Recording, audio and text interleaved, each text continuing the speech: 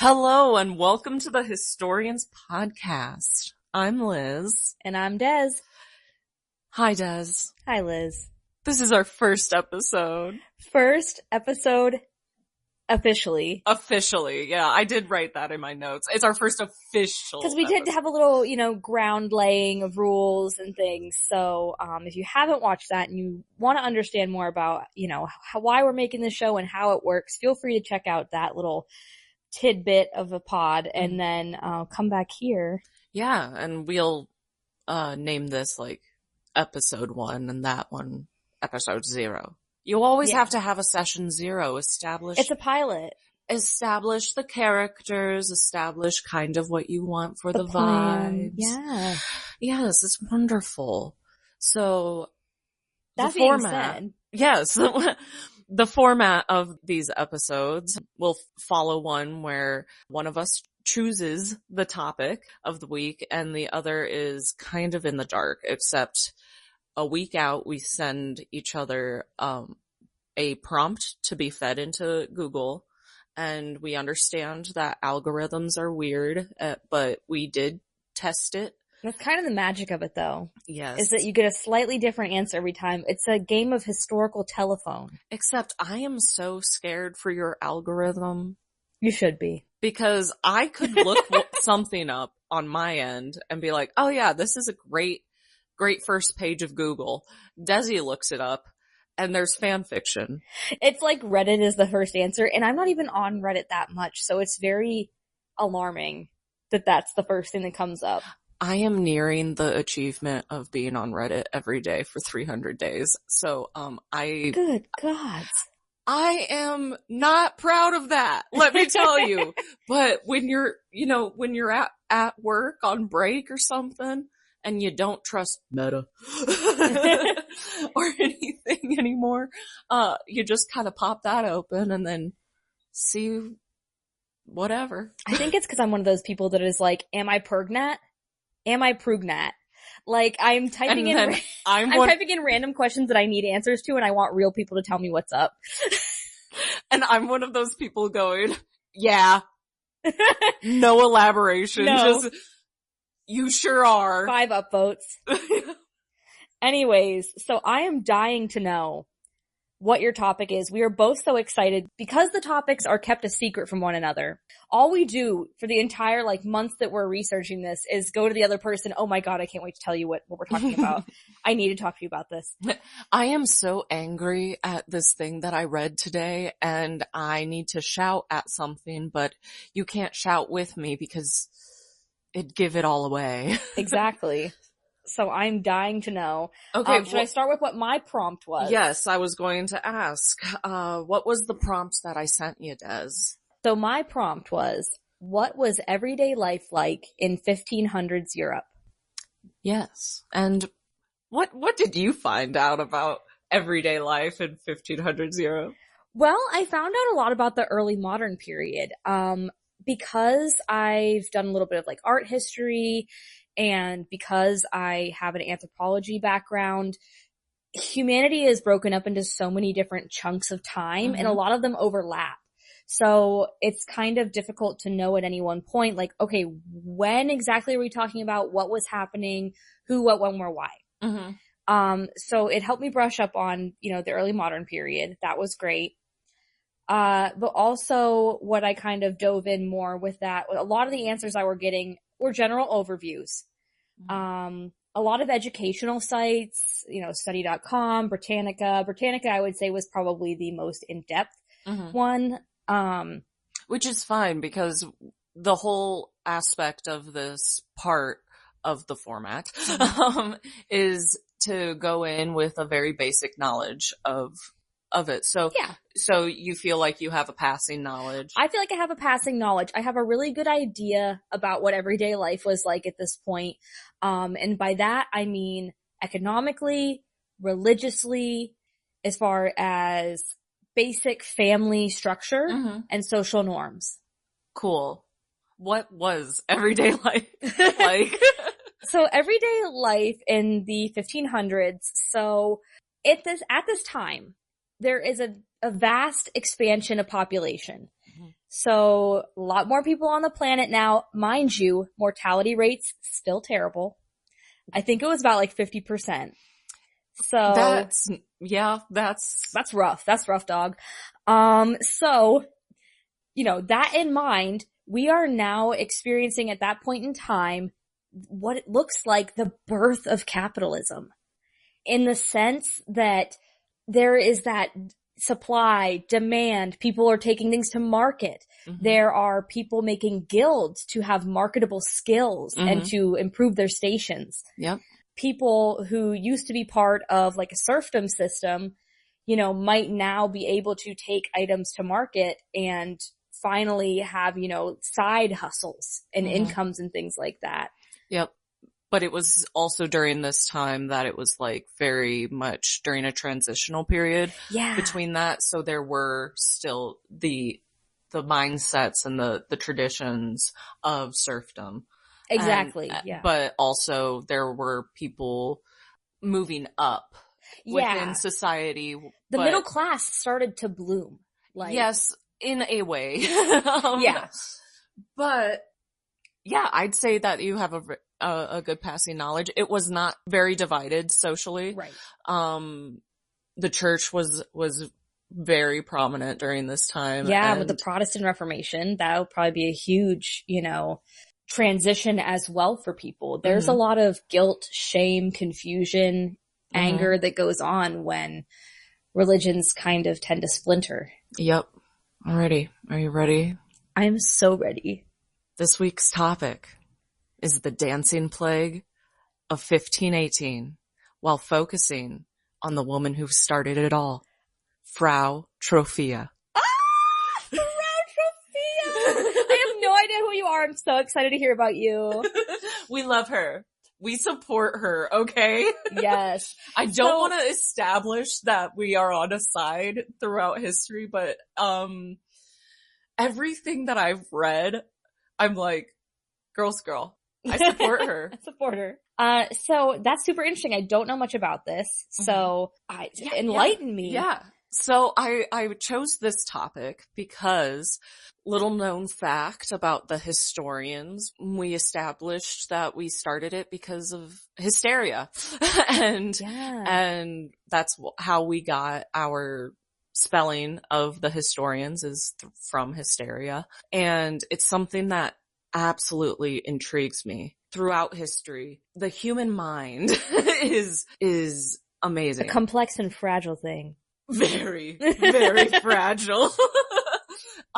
So when I was doing research initially for our first part of the podcast, I came across mass hysterias throughout history, and this was one of the most prominent and most like head scratchy, where it's like, what caused this and everything? And it's such a unique plague. It's something like, it's not illness in the sense that we know illness. No. And it's very interesting, the approaches to the outbreak, the spread of it, and in the end, what came to conclusion and what we now know. Or that's the thing as well about this. We have no clue what exactly caused this. And we probably never will. Never will. We could have. We could have if we would have asked a woman. The woman who didn't cause it. She was the catalyst. I keep referring to her as the catalyst throughout my notes. Yes. So I used quite a few sources for my research. There were a couple of resources that were primary, but they were also written from like the religious standpoint, like a possibly biased background where you kind of have to read it, but you also have to understand where the person's coming from. Yes, like an account of what happened from angels and demons were causing this, you know, like that. You kind of have to, of course, you know, just assess it. Yeah. And primarily I used John Weller's book, The Dancing Plague, The Strange True Story of an Extraordinary Illness. It was a fun read, actually. It was a very fun read. Super in depth. Definitely focused primarily on what led up to this. That's interesting, yeah. Yeah, and it did not focus on the event itself as much, but it did focus on essentially 30 years before this thing. It was Sometimes a powder that's keg. just as important. Exactly. What leads up to an event, it's a lot of cause and effect. Yeah, so I also enjoyed a book. It was a very small segment in the book, Get Well Soon, History's Worst Plagues and the Heroes Who Fought Them. Very, very fun read as well. But in it kind of took an approach that I love to take an approach on, where it's like, look at the humans. Yeah. What do you think caused this? And it's very, very interesting. This topic came about also because my favorite artist, Florence Welch from Florence and the Machine, her newest album, not most recent album, Dance Fever, came out in 2022, and there's a song called Choreomania. Oh. And that's what the dancing plague essentially is. Yeah. It's dancing mania. And she spoke on it, and she gave a quick like segment about it, and I was like, hello, this sounds amazing. So picture it. Strasbourg, July 1518. It's a nice little day, going about, milling about in the daily days. Yeah. It's modern day France. Oh. Wrong one. Bonjour. I heard Strauss and I went, yeah. Me too. Deutschland. During this time, though. I'll see myself out that I apologize, Germans. And French. Oh Lord. I'm making enemies already. Gosh, are you British? Episode 1, you know. How dare you? Coming from where we got our degrees from, how dare you? So, Strasbourg during this time was part of the Holy Roman Empire. And so the church was essentially part of everyday life. They were part of the local government, policing, policy, and the enforcement of those things. So it was a typical start to the day, and people were milling about, doing their usual duties. I also want to establish, during this time, these streets were dirty. Filthy streets. Disgusting. Like, human, excrements, and also sometimes just bodies frozen. Like, that was not an odd thing to see. It was an odd time during this time as well. Well, a lot of infrastructure problems, but also just sometimes, you know, when it comes to extreme poverty. Yeah. You gotta go with what's easy. Exactly. What's accessible. You gotta survive. Yeah. So during this monotony of the day, Frau Troffea steps out of her home and begins to dance. I wonder what that would have looked like. Oh, like, I can is picture she doing it. I want to, you know, like, is she going? See, the way I picture it is her opening up her door, quiet, taking one big step out, another step to get to the middle of the street, hiking her. Are we talking like Michael Jackson's Thriller, like the lights come on? I'm thinking more, like choreography. Like Hot Wench Summer. Yes. Choreography with a skirt, you know, hiking it up, and then she just doing a little jig. Boom, boom. Yeah. Yeah.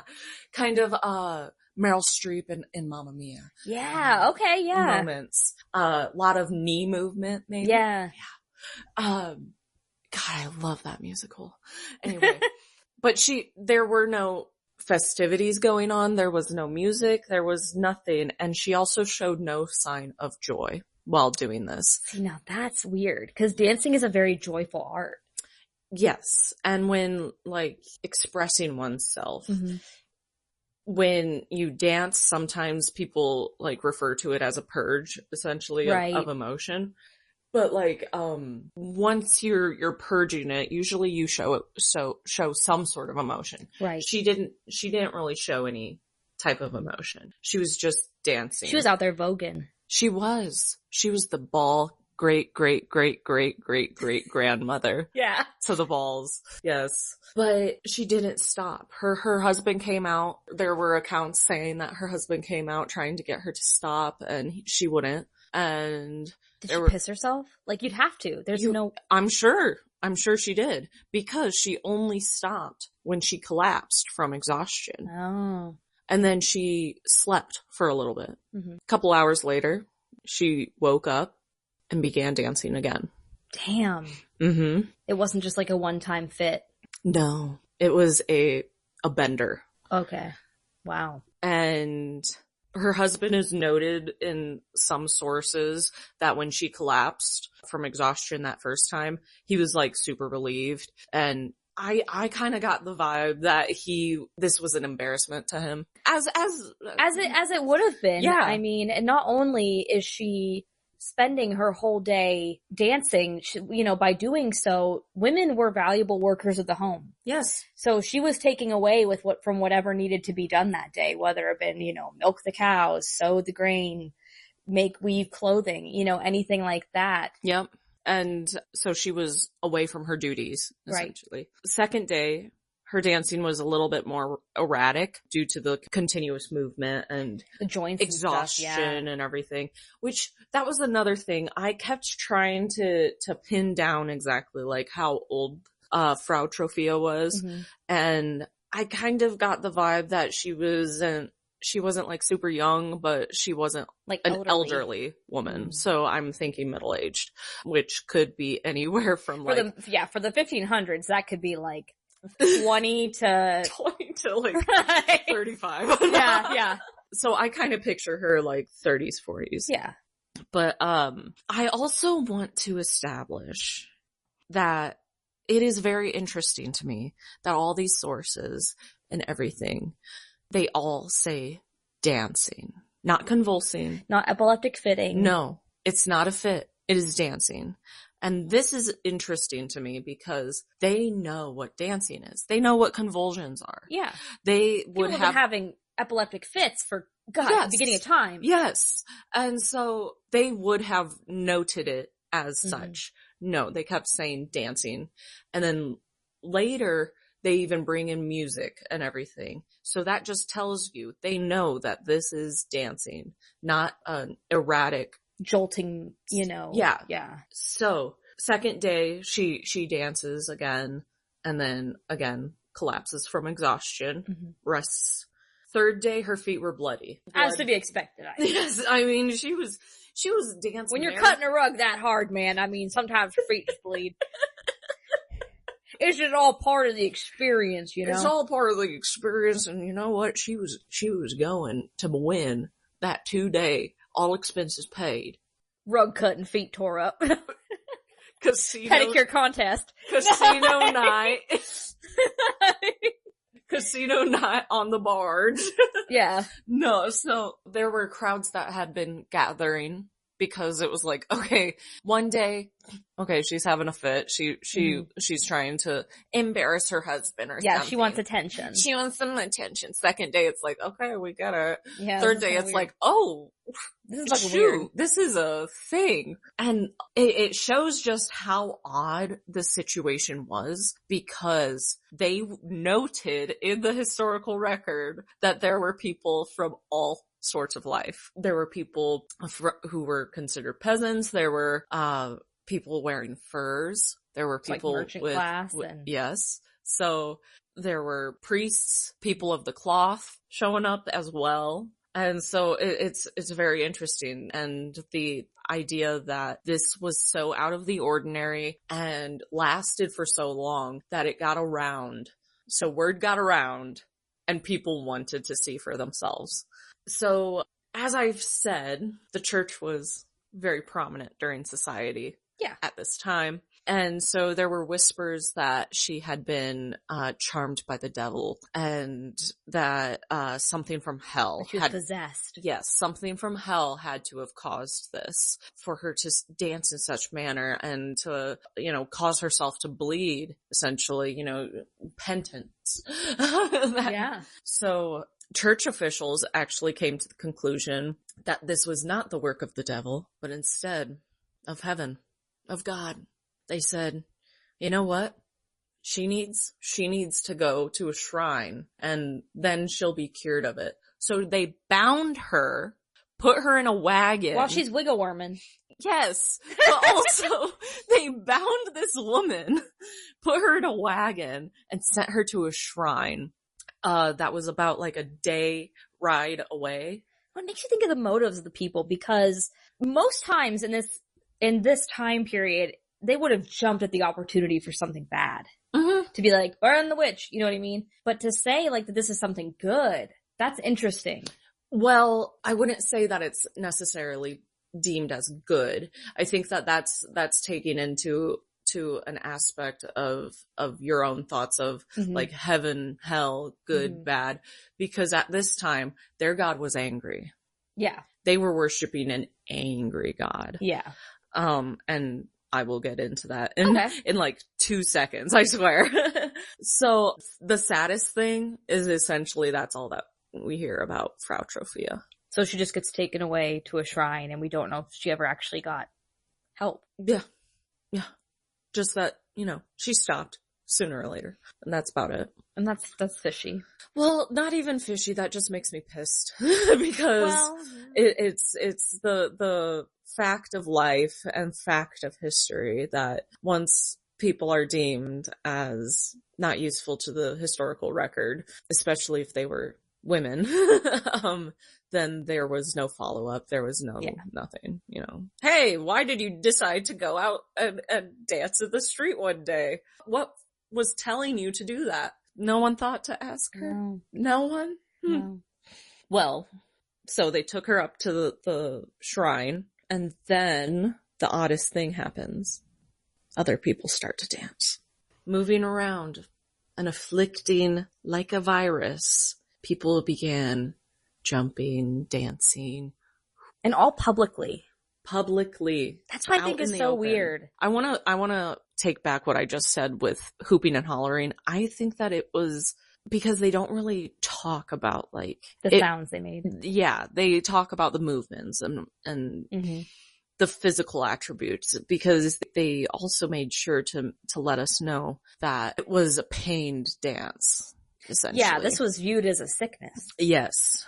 And dozens of people started dancing. Officials decided to round up everyone of the afflicted and move them to like central locations or like their guilds, as you came across earlier.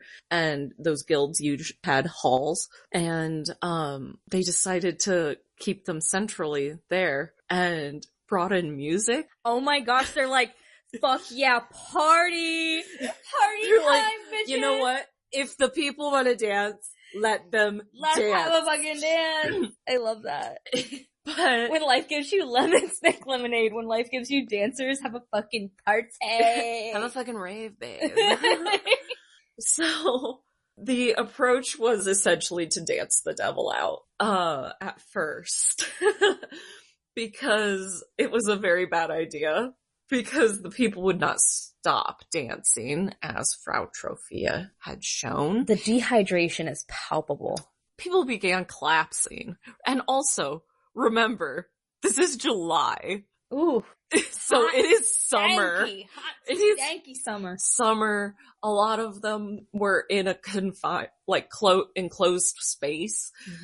Even out in the direct heat would have just taken a toll as well. But, the heat plus exhaustion plus dehydration, because they would not stop even to drink. They would not eat. They would not drink. It led to heat stroke and eventually deaths. Yeah. And that is why it is called a dancing plague. It did end It killed in people. death. And this lasted for 2 months. And during those 2 months, they outlawed musicians playing. Mm-hmm. They said, no, we can't enable this any longer or anything. And it was finally concluded that they essentially had to go and go to shrines to this saint called Saint Vitus. So the theories of the time were that they afflicted were charmed by the devil, or they were charmed by the devil due to an order from God, essentially, because God was not happy with them. Mm-hmm. And the Saint Vitus's plague, essentially, it was an act of God as a sign from the Almighty that he was pissed, essentially. Mm-hmm. But it essentially was telling them, you still have time to repent. This is the first wave. This is my warning. Yeah, this is what I'm going to give you before I send the locust to eat your flesh. Yes, and only through an intervention from the church would solve it. With the initial Saint Vitus's plague, it was the blood would heat, and only through prayer and ritual at an altar of Saint Vitus would relief be found. So that is how they stopped the dancers, was taking them either to that same shrine or y'all can still keep dancing, but we're gonna move you over there. Yes. And then what the fuck? Once they did that pilgrimage, they got there, they were like, yeah, actually I've had a lot of time to think about it, and these blisters kind of really hurt. I was wriggling on the wagon up here, and it got me thinking. What am I doing? What am I doing this for? Yeah. I really had to reassess my life, and you know what? I'm gonna join that improv group. Yeah. Bartholomew really, I think that he really does see something in me. I think he does, yeah. If this was modern times, and not saying that they didn't, because they might have, and we just don't have any evidence of it, you bet your buns some merchant will be selling a t-shirt being ye old dancing plague with a meme on it or I something. survived the dancing plague. I survived the dancing plague. Of 1518. There's gotta be an old stein or a mug somewhere just being oh. With a dancing skeleton on it. Yeah. Because a carved staghorn charm that's let me tell you, during this time, the woodcuts, they were woodcutting it. They hit, brother. Okay, so there was a bunch of woodcuts that showed a skeleton just dancing around. And it was a dialogue on that death comes for everyone. Mm-hmm. And so it shows him taking away a merchant, taking away, a well-to-do somebody, taking away a hermit, taking away a child, literally pulling a child away from its parents, and the child is oh man, and reaching back and not again, this is the 7th time I've been reincarnated in this thing. and then the skeleton is just ha ha, hello my baby, hello my darling. Well, if you think about it, being surrounded by so much death. At this time, the population was steadily increasing, and despite that, like I said, mortality rates were still really high. Yes. And so it's understandable for religious hysteria. I think that this was caused by religious hysteria. Mm-hmm. I will tell you more about that in one moment. Again, I keep saying one moment, and it's essentially my last hurrah at this. So keep a hold on. So with religious hysteria, you need that reassurance that you are forgiven for your sins by the Almighty before you feel this wave of relief.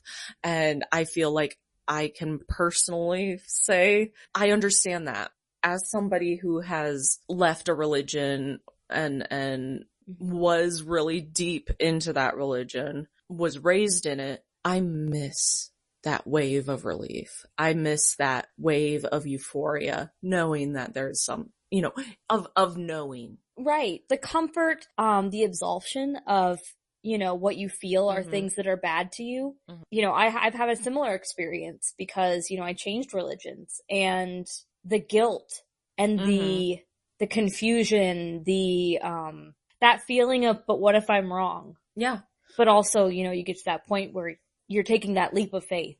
Yeah. And during this time, you are told God is angry with you and you're living life, and you are seeing your loved ones die. You are seeing people starving. You see immense suffering, and all that the officials have to say is, God's angry, while these officials from the church have concubines actively and are prolific landlords of the time. And they were the money loaners. People would go to the church for a loan. Yeah. And so it's like, you keep hearing from the people who say, this is how you live your life. This is how you're supposed to live your life. Yeah, if you're godly, all these good things will happen to you. While they get to reap all of that, but obviously for show, truly, like everyone knew that there was corruption within the priesthood, within the covenant of the church. And that is why this time was also a time of church reform and branching off. Because people were like, no, you've taken the religion and put too much man in there. Man as in human. Yeah. But during this time, there was just active rebellions as well against the church because of the corruption, because of the obvious disregard for the parishioners, and blaming the parishioners for these bad things happening to them while showing they don't give a crap. They don't give a shit. They're So at that time, there were those two main theories, charmed by the devil or God kind of suppositioned that onto them through the devil. Yes. Thank you. Now, the theories are ergot fungus poisoning, which, yes. Yeah, because didn't that also play a part in, the Salem witch trials? So it is a theory, and I did enjoy that theory for the Salem witch trials until I got a little older and I understood psychology, and I was like, Yeah. It kind of seems like a simple way to try and explain something, and also, I don't know about y'all, but I've seen people on psychedelics. They could not convince me that somebody was communing with the devil. I mean, they could tell me that and I'd be like, I'm sure that is what you saw, but I am not about to go hang Goody Proctor because you think you saw her talking with the devil and in reality she was out gardening. Yeah, it's something that, you can see people on psychedelics and things like that, but I don't think the effects would last as long as this seems to have. Well, also with ergot poisoning, the movements from that are more sporadic, more convulsion, spasmy, uncontrollable. That comes back to what I said earlier about it's very interesting to me that they noted it was always dancing. Not convulsing, not having a fit. It was dancing. There is a very different... There had to have been some elegance to it. Something that symbolized, what dancing looked like at that time. Yes. Jumping. But when you jump in a dance, there's meaning behind it, or you meant to do it. Yeah. Someone in a fit could jump, and, it's just a very different... I hate saying vibe all the time, but it truly is a vibe. Yeah. So what led to this? I keep talking about how prominent the church was at this time, how there was a large class divide, but also very prominent class system in place at the same time, as you said earlier. So we need to understand what led up to this moment in time. what would have Frau Troffea, what was she born into, essentially? Grew up, lived as a child, an adult, got married during the time, because obviously she was married to Herr Troffea. Yeah. So for 30 years, there was constant famine, plague, and church corruption. It was a wave of something. Yeah, it was constant. There were bad crops, not enough to feed families. So they would see just outside, they would see starving children, adults on the streets one day, and then come outside the next day, and those starving children and adults, They'd be in the gutter. they'd be dead. They would be dead. And so they would need to feed their families as well as pay tithes, essentially. Right. So they would go to the church to get a loan to pay their taxes as well. Mm-hmm. And then there would be another bad crop the next year. So they can't ever It would repay that debt. They're always in debt to the church. Mhm. And then they They owe their soul to the company store. truly, Owe my soul to the company store. It has been throughout history, this conflict. And with famine usually comes plague, or sickness. Yeah, insufficient nutrients, taking more chances with the food that you do have. Yep. So. Or trying to make that food last, and then possibly Getting botulism. ergot poisoning. Ergot poisoning, yeah. But the ergot poisoning is very interesting as well, because it was right next to the Rhine River too. Oh. So plague usually comes with famine. Bubonic plague was going around at this time, so something very, very just horrific. They had to take care of their loved ones and essentially watch them die, because nobody else could take care of them unless they wanted to put them in an overcrowded Like room, mass burial plot or something. where, well, like room, because they did have kind of like, not clinics per se, but, or hospitals per se, but they had, a church run place that they could go, but also that wasn't an option most times. Also, what a terrible reminder of your own mortality. Mm-hmm. Yeah. And also one trauma after the next, just, okay, my parents just died of famine, of starvation. Okay. And then, some of my children just got the plague. Oh, 2 of them have died. 1 is maimed for life and also starving. All the rest of my children don't know if I'm going to be able to feed them.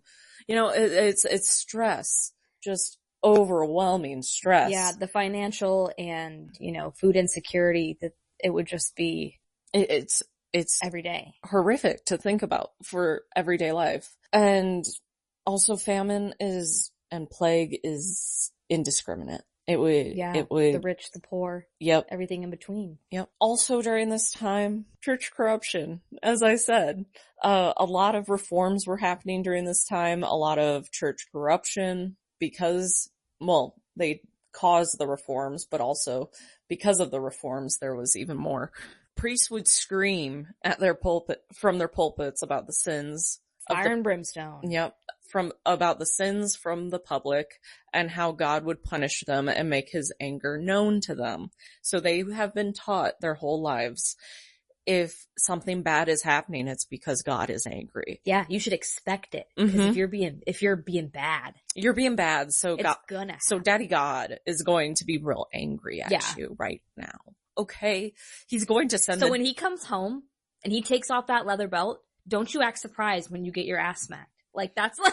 Yeah, and we're all just this cowering children counting down till 5:30. Yeah. And so during times of famine and plague and punishment, when people were losing multiple loved ones close together, these priests in the parish would ask women not to weigh down their children's souls with their tears. So as women were losing... Quit crying, bitch. Essentially. They were You're making it worse. The more you cry, little tears, little tasty tears. You're damning your children.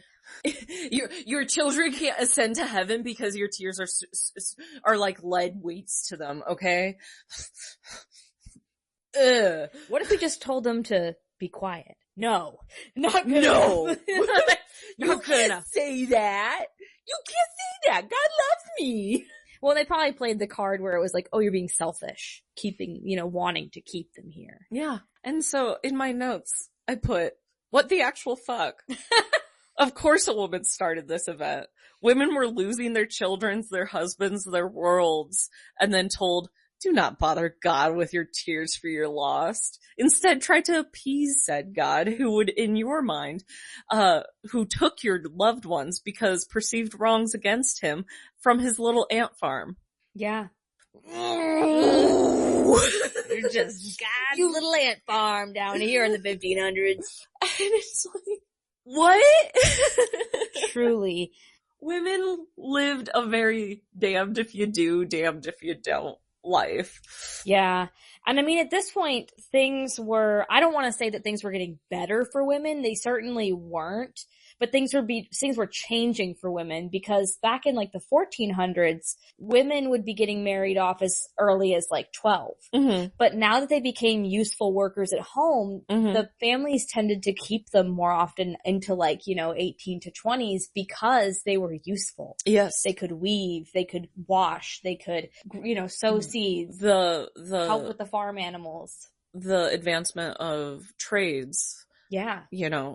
Well, there are trades that women were very prominent in as well. So, yeah, yes. So things Amen. were changing Thank for you. them, though not necessarily improving. I mean, it would probably depend on the person. Some people really love the independence of having a trade, and other people, would be like, oh, now I have to work and still get married off. I mean, It would just depend. Oh, the plight. It's always been 500 years plus. So, while at this time, priests had concubines, they had become prolific landlords and money lenders. As I said before, peasants would go to the church for loans and then go deeper and deeper into debt. And so they owed their souls. Yeah, so even more than they owed their souls already, they were just tacking more time in purgatory, essentially, in their minds, like, oh, shoot. Yep. And they would go into debt year after year because of said bad harvest. They would have a good harvest, then a bad harvest, then maybe 3 bad harvests, good harvest for 2 years, bad harvest for 5. It was horrible. Do you happen to know more about what the state of husbandry was like at this point? Like, was crop rotation a thing yet at this point? I don't know, but that is something that I would love to know, actually. Write that down. Write that down. So it's good when we have research and we come up with more questions, because, it just gives us a better idea of where we're at. Yeah, definitely. A lot of peasant uprisings were happening at this time as well, and also rebellions against the church, because at this time government and the church went hand in hand. Mm-hmm. And the church would always quickly quell them and send the leaders. There was a man by the name Joseph Fitz, and he kept coming back like every couple of years to lead a rebellion, and then they would chase. He's throwing fits. Yeah, truly. But he would then get chased back further into the Black Forest. He would just further and further. Oh, not again. Oh, Rat. dang it. They swipe or no swiping. They really did.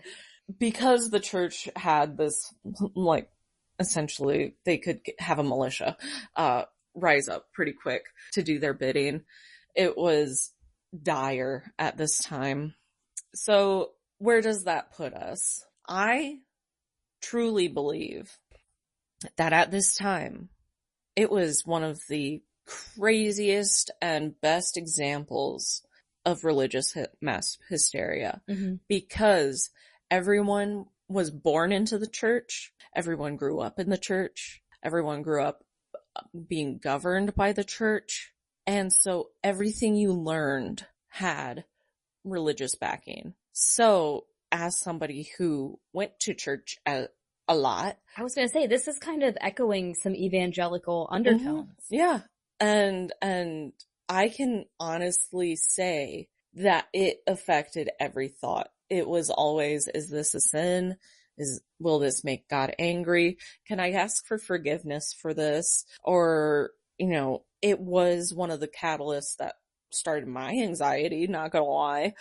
So to be raised in that religious society and then also have horrible, tragic events and trauma happen year after year throughout your whole life, from the time that you were born to the time that you step out and take a step into that street and start dancing. Because at that time also they were like, oh, she was just trying to show up her husband, and be like, oh, you made me angry, so I'm gonna do this.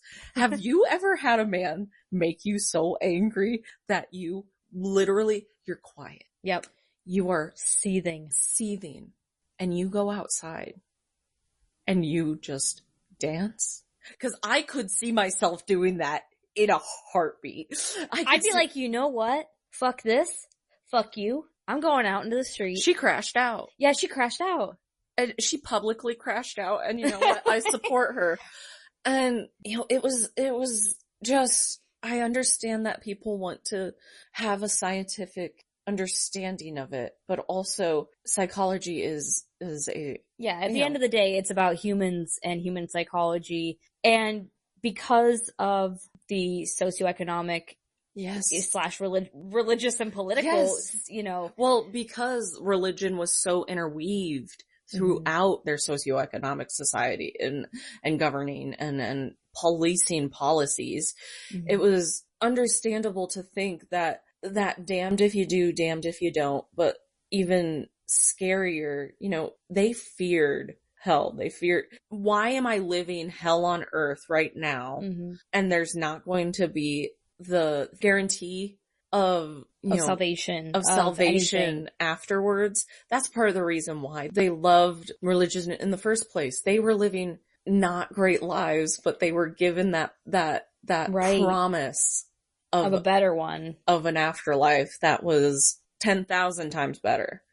So. Well, and I think it's important too to point out that, this was their everyday lives, and that could also lead people to consider it to be somewhat normal, where, like you said, it was normal to see somebody who had passed away from starvation. It was normal to not have all your children make it, kind of thing. So there's always that as well, that like, yes, this was a completely normal state of being to be in as far as they were concerned, but also because of the dramatic shift, all of a sudden things weren't so normal. Yeah. And on top of it, you're trying to live your life the most godly, the most productive way that you can. Feed your family somehow. Yeah. While priests who get their money from you, essentially, are telling you that God is angry with you, but you witness these men of God, also nuns too, women of the cloth, just being sinful and doing everything against what the foundations of the church were supposed to stand for. And so hence the riots, hence the revolts. It shows people were angry, people were fed up.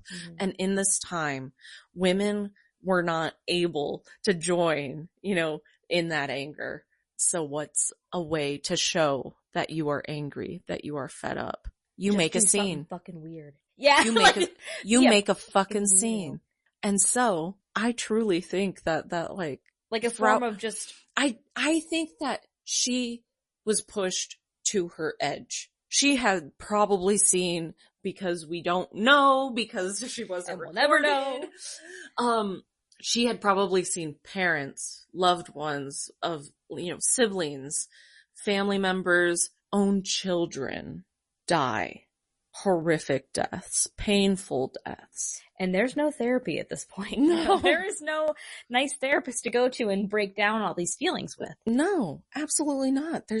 You can't even confide in a friend, because the friend might tell the church, or they might die themselves. And then there you go. Now you have to have a new friend. Oh, you know what? Why even bother having friends? Because they'll probably just die too. Yeah. And also you can't articulate what it's like we have all of these ways to articulate our feelings, but back then, sure, they had ways, but also they were taught from the church. So your feelings are attributed to whatever God is making you feel, essentially. Whatever God has made you go through. It is all part of God's plan. Yeah. And you're going, hey, did God write these plans with a crayon? Yeah. Because these don't be over here. These don't feel set in stone. Yeah, I feel a little outside the lines right now. Not very stable here. So we could have known what the cause of the issue or this illness if someone had just fucking asked the woman who was the catalyst of this issue. But no, nobody followed up with her. But who knows? She might not have wanted to talk to them because of the fear of being damned by or excommunicated or anything by the church, because if she said anything outside of the realm of a demon was making me do it, but God seen me through it. Even the Lord can, what is it? If he can take you to it, he can lead you through it. Yeah, and well, if you think about it too, if you'd ask even someone who wasn't, a part of the main part of it, like just somebody that joined in later, they might not be able to pinpoint and tell you. Yeah. Like even nowadays when somebody has like a mental break, they can't always say, well, this is what did it. Yes, and they just lose it. Also, it's very real to them. Yeah. At that time. Am I saying that people just joined in because they were like, it's a good excuse just to kind of go wild? Sure. I wasn't doing anything Thursday night. Maybe there were a couple, but I truly, as somebody who has wrestled with some mental health stuff. Oh, I've looked at them woods real hard. And that siren song. That siren song in the woods calling to me to leave behind this modern life. She's getting louder. She gets louder, but I've never thought about dancing. But it's a very cathartic movement. But also, as somebody who has dealt with psychological mental illness, work. When you're in that moment, these things are very real to you. Yeah. You are convinced, especially if the thing that you were brought about your whole life, yes, that feels very real. You're brainwashed, Yeah. That is you the live reality. in the reality. You live in the reality that was created for you and that you accept to believe. Yeah. And so this is a constant that I'm pretty sure will continue showing up throughout our podcast. Me screaming if somebody would have just asked the fucking woman or followed up. And in some cases there is a very, very, very, very rare chance that they might have. Mm-hmm. But paper doesn't live that long. No. I mean, if there wasn't somebody there to preserve it and hold on to it, we've lost it. Also at this time, I am pissed off that no one took the time to ask the woman, or if it's always written by the quote unquote perceived victor. Yeah. They are the keepers of history.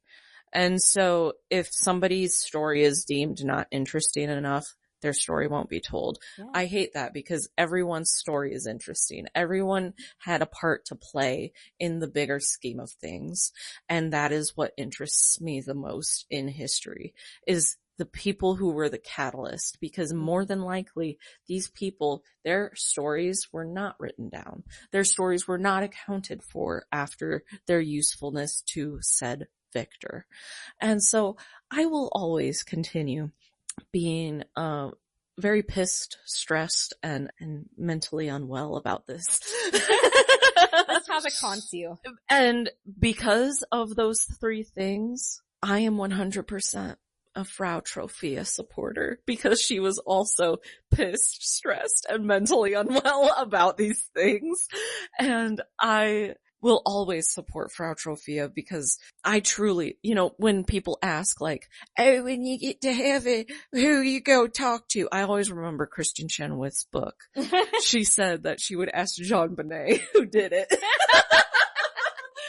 Well, if I got to heaven, which after what I just said about the church and God and everything, I don't think I'm gonna, but, sorry mom. But if I got to heaven, I'd be like, where's Frau Troffea? Where's she at? I gotta get that gal a Sauvignon Blanc, a glass of Sauvignon Blanc, and we're going to have a little kiki. Yeah.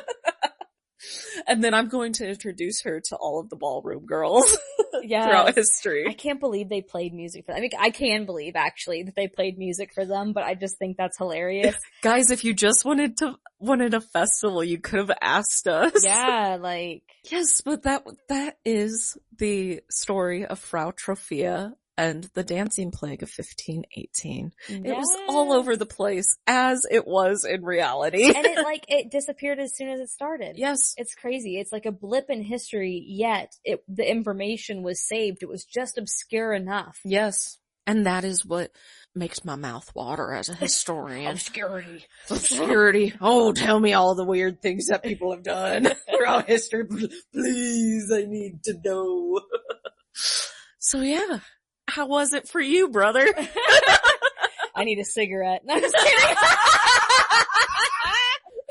There were times when there were lulls. There were times when it was just kept on coming at my face, but damn.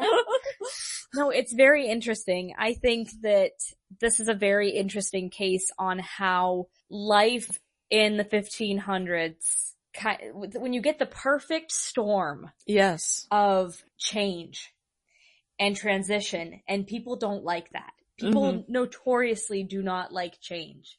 People notoriously hate transitions. Yeah. The way that it seeps out can be very alarming. It can be odd. And I feel like this is probably one of those cases where, you know, there was a lot happening and I think she just broke. Yeah. And that happens to a lot of people now. I mean, look at all the grippy sock vacations, you know what I mean, that get put in the news these days. Yeah. The grippy sock vacations that are needed. Yeah. By honestly, our loved ones and by ourselves. I'm sure that somebody somewhere had probably made some attempt at an article or something along your way where they tried to make it seem as like a trend. Cause I feel like modern day people would look at it and be like, oh, it was probably like a trend. Yeah. Like we have Tide Pod kids. Yeah. Nobody would be joining this if you were getting carried away on a cart. If you were getting carried away on a cart and in people this time period, bad things were going to happen to you. That or you just might not come back. You know what I mean? The journey might have been hard on you and you might die on the way. Also at this time, people were dancing so hard, they were bloodying their feet. They were passing out. They were dying. Yeah. People are dying, Kim. So it's like, it's one of those things where it's like, the human mind is just amazing. And also humans, I mean, this was a long time ago. This was 500 plus years ago, babes. And, but also you can put, not really that far. No, but we're Americans. Remember that. Yeah. But Short also, you know, everyone loves to say, oh, you're putting your modern day thoughts onto, you know, the past or people of the past. And it's like, I'm not putting my modern day thoughts as in like politically or anything. I am truly putting my modern day thoughts as a woman, as someone who has gone through thinking about what a woman's place is throughout history. In their shoes and say, if I was, you know, obviously I'm a woman. If I put myself in her shoes and I didn't know that this life in the future existed, all I had was what I had in front of me, you know, what would be my reaction kind of thing. And that's the fun thing with history is that is an aspect of assessing it, is thinking from the psyche. Yeah. What's logical for a human to do. Yeah. So thank you so much for following me for this crazy moment in history journey. Yeah, I'm glad that you enjoyed it, and I hope that our listeners enjoyed it too. Yes, thank you guys so much for listening. So thank you guys so much for joining us. Please give us a follow. We are available wherever podcasts are podcasted. And if you have any questions or follow-ups or just want to tell us, I get it. Frau Troffea, I'm Team Frau Troffea. Team Frau Troffea, 100%. You can contact us at historianspod@gmail.com. That's historians with a Y. For hysteria. Yeah. Anyways, thanks so much, and join us next time for a little walk through ancient Rome. That's all I'll tell you for right now. It's my Roman Empire, baby. Historians.